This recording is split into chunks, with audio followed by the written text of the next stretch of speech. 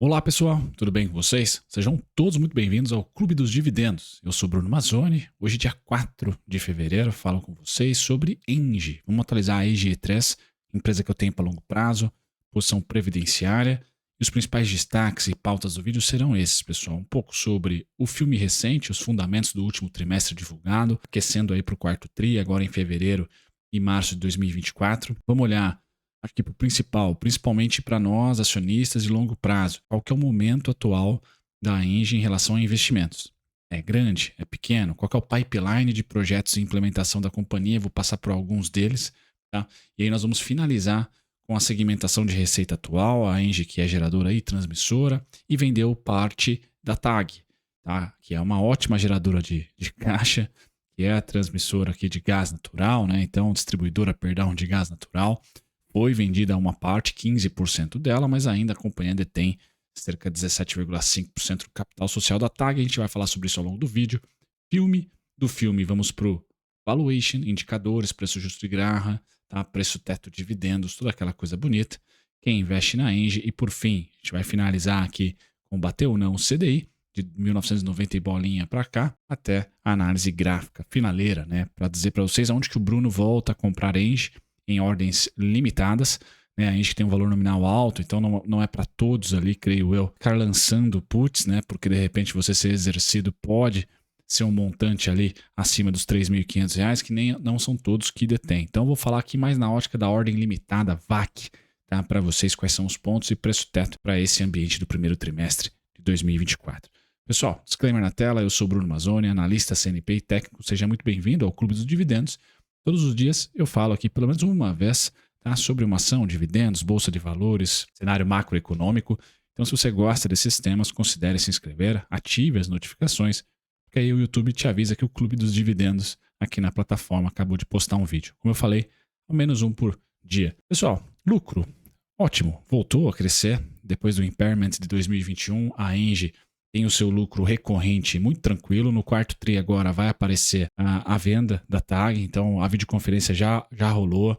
Eu acho que ficou ali uma dúvida em relação à videoconferência sobre a venda da participação da TAG, se foi realmente um bom negócio, o porquê do timing, por que agora foi vendido participação da TAG. Gera um pouco de especulação em relação à hidrelétrica de Jirau, ela pode abocanhar mais participação ali, já que é uma corporation, aquela hidrelétrica, né? Então, o Jirau tem um potencial de receber esse dinheiro que a Engie fez com venda da parte de participação na TAG. Então, algumas coisas que nós não temos certeza do curto prazo, pessoal, mas colocando o recorrente como principal análise, a TAG representava ali cerca de 15% dos seus resultados, agora vai representar um pouquinho menos, deve chegar próximo dos seus 10% ou um pouquinho abaixo disso, mas o recorrente está muito bem. Tá? E a diversificação da companhia eu acho que é o mais legal. Então, é uma companhia que os 9 primeiros meses de 2023 quase dobraram quase 41% a mais superior, né, do que os 9 primeiros meses de 2022. Quando nós olhamos para dívida, sim, está sendo um pouquinho acelerada a alavancagem, mas olha a situação atual. Então, quem investe na Engie tem que saber, tem que estar ciente de que a companhia está investindo. O ciclo de investimento da Engie, de uma empresa madura, de 2015, 16 até o atual momento, tá? De 2020 para cá, ultrapassou esse status de maturidade para novo crescimento. Então a empresa foi lá, ganhou concessões, projetos foram sendo colocados em pauta e a construção iniciada. Então eu começo aqui com o Santo Agostinho, que é o mais avançado, 87%, 88% já colocado. Nesse momento que vos falo, deve estar muito próximo do seu 100%. Início das operações se deu no primeiro tri de 23 e a gente deve ter o término aí em 2024. Então esse projeto, esse conjunto eólico já é EBITDA, sai do capex somente, dos financiamentos, das debêntures e etc, para alavancagem e entra também como geração de caixa. O outro, Serra do Assuruá, todos os nomes indígenas aqui, sempre muito interessante. O início da operação deve se dar no segundo semestre de 2024, então esse ano, mais um complexo eólico. Algumas turbinas já estão em operação, mas ainda falta muitas a serem colocadas em operação, então tem aqui um pouquinho de desenvolvimento para ser feito. Pessoal, o prazo aqui para entrar, né, pelo menos segundo a companhia, segundo semestre de 24. Então essa aqui ainda é a debênture, ainda é o custo, ainda é a alavancagem, ainda é o financiamento, tá? Ainda é o endividamento e não é ainda EBITDA, né? Geração de caixa. Depois nós mudamos de fonte energética de vento para o sol, fotovoltaica a sul-sol. Tá? Esse aqui tem como operação comercial integral somente no segundo semestre de 25. Então, mais um projeto, pessoal, mais um conjunto em implementação, sendo CAPEX, sendo investimento, dívida, alavancagem.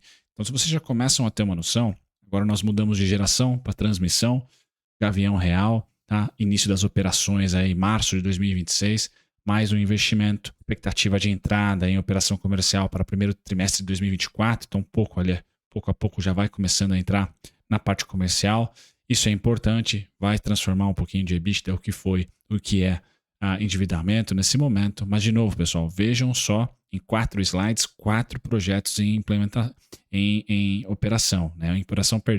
Em construção, tá? Em implementação.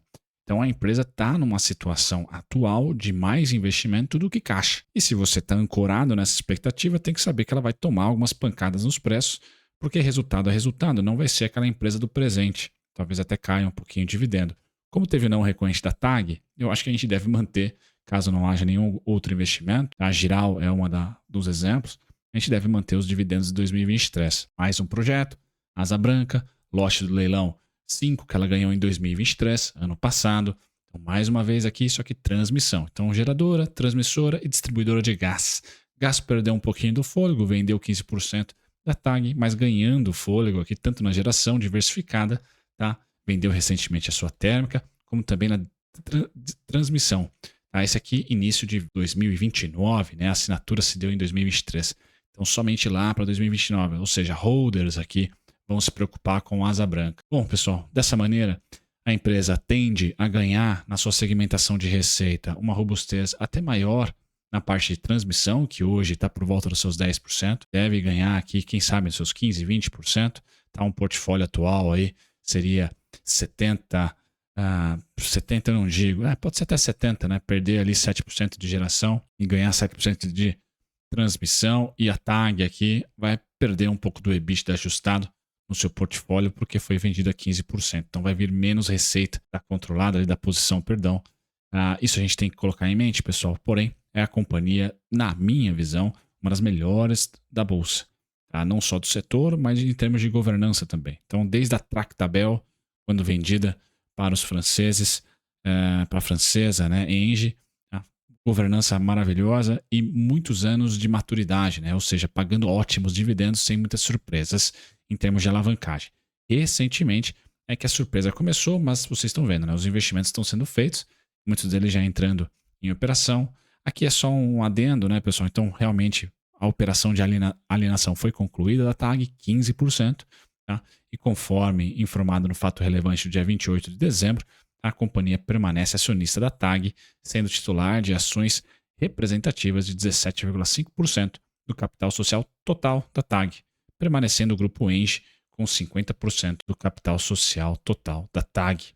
Certo, pessoal? Então tem a posiçãozinha ali, o grupo Engie, Engie Brasil, especificamente ali, é a subsidiária aqui brasileira, que também vai acabar com uma posição, tem ainda a posição na TAG, então não vejo ali de todo ruim essa venda, eu só fico com a pulga atrás da orelha, né? Para que foi?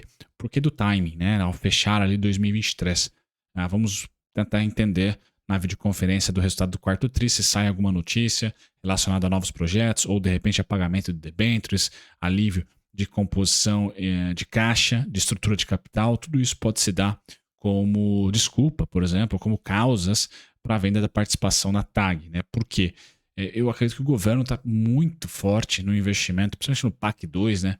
Distribuição de gás. Então não seria um bom momento ali para se vender, mas enfim, opinião pessoal. Como acionista, eu coloco essa notícia como neutra. Tá? Se fosse vendida a totalidade das ações na TAG, aí sim eu acharia ruim. Tá? Mas como foi uma participação ali robusta, mas ainda assim não a totalidade, eu vou deixar como neutro. Vai entrar um dinheiro não recorrente, então a gente vai olhar aqui em operações descontinuadas ou ali num fluxo de caixa não recorrente entrando da venda. Por isso que a gente pode manter, pessoal, os dividendos acima aqui dos 2 bi. A gente pode manter esse dividendo acima dos 2 bi. O que é importante salientar, pessoal? Com esse fluxo de investimento forte da companhia, tá? Essa alavancagem subindo aqui um pouquinho, né? Do 0,5, zero nada para 2 vezes. Esse dividendo de 2 bi é um dividendo robusto para a companhia, tá? É um dividendo que, por exemplo, em 2021 foi de 178% de payout, tá? Lógico que rolou a venda da geração da termoelétrica, né? Então isso ajudou, etc.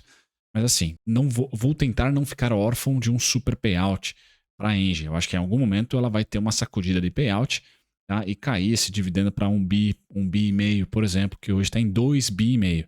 Tá? Então seria ali uma queda bem relevante para os dividendos. Tenho isso em mente, tá? Não vou descartar, porque o fluxo de investimento realmente está bem contratado, está bem forte, enquanto que o mercado para geradoras, principalmente, né, vê um acúmulo de oferta gigante. Né? São vários projetos em construção e já entrando em operação no Brasil. Então o mercado de energia ele tende ali a receber bastante oferta, né, de energia. Então a parte de geração eu vejo um pouco mais arriscada no curto prazo.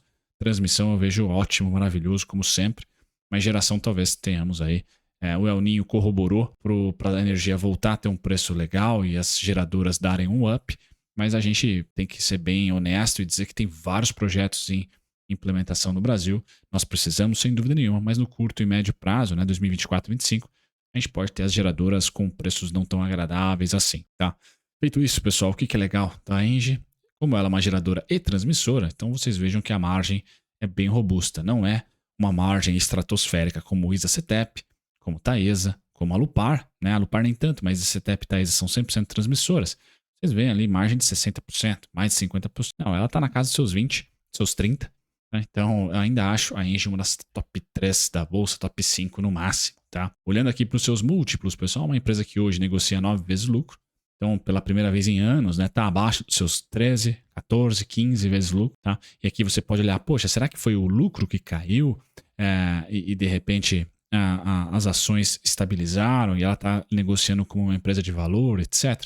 Não, o lucro continua subindo, pessoal. É a ação que está lateralizada. Então, dentro do PL, quando a gente se miúça ali no denominador e numerador, é vantajoso abaixo de 10, porque hoje a Engie não é mais uma empresa madura, de valor ali estático, né? Não, ela é uma empresa de crescimento. A gente pode imputar isso para ela. Porque tem vários projetos ali no pipeline da companhia e ela disputou concessões e sagrou-se vencedora. Tá? Então é importante colocar isso.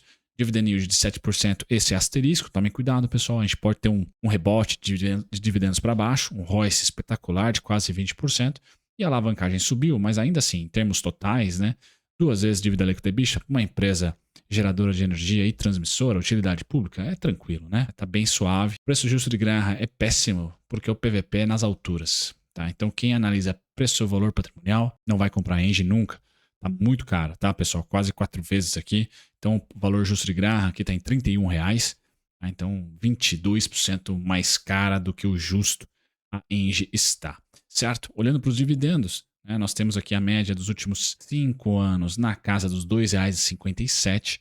Tá? Então, eu colocaria isso dividendo líquido, tá bom, pessoal? R$2,57, eu acho um bom número. R$42,83 preço teto. Hoje, a Engie negocia R$ 39,70. Qual que é o asterisco, pessoal? Aquela queda no payout que a gente pode ter, tá? Aquela queda nos proventos de 2 ponto tantos bi para menos que 2 bi, por exemplo. Então a gente pode ter essa queda. O novo patamar de R$2,50 ele foi inaugurado pós-pandemia. 2021, R$ 3,41. 2022, R$ 2,81. 2023, R$ 2,93. Tá? Então, como 2023 representou um crescimento em relação a 2022, e quando a gente olha para 2024, nós temos o macro ajudando, ou seja, Selic para baixo e inflação estável, quiçá podendo voltar a subir um pouquinho acima dos 5, 5,20, 5,15, é muito melhor o cenário 2024 para a Engie do que foi 2023, pessoal. Então, na parte macro, na disputa pelo dinheiro, que é sempre esse setor, né, um bond proxy, né, setor de utilidade pública, né, disputa sempre com títulos públicos, esse ano aqui deve bater, e bater com folga. Quanto que seria bater com folga? Eu estipulo aí que a Engie suba algo em torno dos seus 20%. Tá? No ano, 18%, 20%, a gente vai ter um CDI a 10% esse ano aqui, pessoal, com louvores, talvez, com uma catástrofe, 11%. Mas dificilmente o CDI vai subir dos seus 10. Vai ter bastante disputa ali para render mais do que isso. A inflação, vamos supor que no teto 5,5%, 5,50%, tá? A Engie subindo 18, 15, 20, você bateu esses dois índices com tranquilidade. Por isso que mesmo com a alta da bolsa atual de novembro, dezembro, eu deixei de comprar os aportes por preço, né, a mercado. Comprei menos, perdão, mas não deixei de comprar. Por quê? Porque eu simplesmente acho que vai render mais do que deixar no liquidez diária, CDI mais alguma coisa. Tá? Então, acredito, setor financeiro e utilidade pública os principais. Estou sempre participando de compras na Engie por causa disso. Beleza, pessoal? Quando a gente olha para os investidores institucionais, nós temos o Banco Clássico com quase 10%, a BlackRock, tá? Aqui tem alguns fundos da BlackRock ali, mas né, entre 1,5% a 2%, a Vanguard com 0,72%, o Verde Asset com 0,62%, a Fidelity com 0,60% e a Lazard com 0,51%. Então é bem segmentado, o grande player acaba sendo o Banco Clássico. Né? Quando a gente olha aqui para a rentabilidade versus CDI, ela bateu o CDI com dividendos, sem dividendos é lastimável, pessoal. Então aqui esse gráfico mostra o reinvestimento total dos dividendos, 3.770% contra 2.155%. Então valeu e valeu bem a pena investir na Engie, setor seguro, etc. Sim, mas é importante a reutilização ou reinvestimento em dividendos. Tá? Quando nós olhamos para a parte técnica, pessoal, o que o Bruno está fazendo? Comprou em novembro, dezembro? Pouco. Principalmente aqui, outubro foi o último mês e começo de novembro talvez eu tenha comprado, porque era ponto nosso aqui de compra. Agora, tanto no fim de novembro como em dezembro, nada. Janeiro, pessoal, tocou. Tá? Então, janeiro o Brunão comprou aqui em 41,14, se eu não me engano, entre esses dois pontos. Peguei o mais barato, 41,14. E agora, pessoal, eu estou aqui no 38,50. Qual que é o melhor preço para a Engie? Minha opinião, pessoal, 37,40. Essa faixa aqui, azul.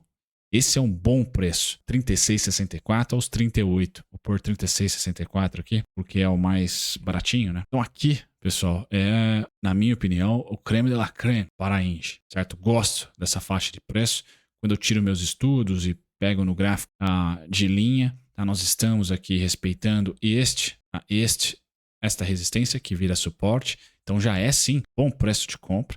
O próximo está nessa faixa, que é justamente dos 37 alguma coisinha. Então, onde está aqui os principais suportes, o gráfico de linha ajuda a limpar um pouquinho esse tema todo. Eu tenho esses dois pontos. Tá? Colocando aqui, traçando para vocês, só para voltarmos a falar depois do gráfico de candles, vou pôr bem grosso aqui. Tá? São as duas faixas aí de início e, entre aspas, fim de desconto. Faixas brancas mais fortes. Tá? Aqui eu acho que vocês conseguem ver melhor agora. Está aí no gráfico. Essa faixa, então, branca das linhas paralelas, representa para mim um desconto do primeiro trimestre. Tá? Eu fui um pouco mais agressivo, na expectativa que a gente não rompesse esse fundo. Comprei nos 41,14. Comprei rios de Engie? Não, mas comprei. Comprei por ordem limitada, inclusive.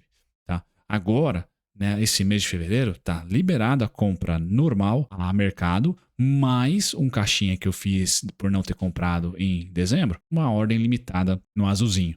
Tá? Então essa gestão de caixa dinâmica é uma coisa minha, que eu gosto. Vocês não precisam replicar isso, pessoal. Vocês podem simplesmente sempre ter a mesma intensidade nos aportes. Eu acho relevante, tá? Por isso que eu coloco para vocês aí esses pontinhos técnicos. Então 38,50 é o mais próximo do preço atual, 36,64, 37,43 é o cluster ali de região onde eu gostaria que a Engie retornasse para eu comprar mais. E aí nós vamos fazer o seguinte, né? Nós vamos pegar os ciclos de alta. Por hora o ciclo de alta está colocando a gente em R$50, 51,71. Tá? Esse é o ciclo de alta atual. E caso ela caia para os R$37, pessoal, a gente renova, né? A gente vai ter que projetar a partir de um ponto um pouquinho mais baixo, mas ainda assim vai romper máxima histórica. Quando que a Engie azeda para quem está fazendo compras como eu, com a expectativa que ela bata o CDI, com a expectativa que ela bata a inflação em 2024? Se ela romper este fundo aqui, tá? Este fundo que é dezembro de 2022. Rompeu aqui, pessoal, azeda. Por quê? Porque aí eu vou trabalhar com a Engie num processo de consolidação, tá? E não de expansão de preços, como a gente está vendo pintar para vocês aqui no gráfico, fica mais fácil, né? De topos e fundos ascendentes. Então eu acho normal romper esse fundo, porque não é um fundo forte, não é um fundo relevante para mim. Onde que estão os fundos relevantes? Tá? 1, 2... Tá? E o terceiro pode ser formado em algum momento. Tá? Aqui no futuro eu tenho minha posição predileta para o terceiro fundo em 36,64, 37,43 38,50. Certo, pessoal? E aí eu vou projetar a partir dessa bolinha à direita do gráfico, né? Novamente, mais um ciclo de alta, também colocado em amarelo. Vai gerar lá os 47 por ali, tá? 47,50 por ali. Certo, pessoal? Com isso, finalizo aqui a minha estratégia para vocês na Engie, tá? Feito isso, eu passo para a telinha final e convido vocês a se inscreverem no canal, ativarem as notificações, assistam também o vídeo que o YouTube recomenda para vocês nesse momento. Links na descrição sempre disponíveis. Tchau, tchau.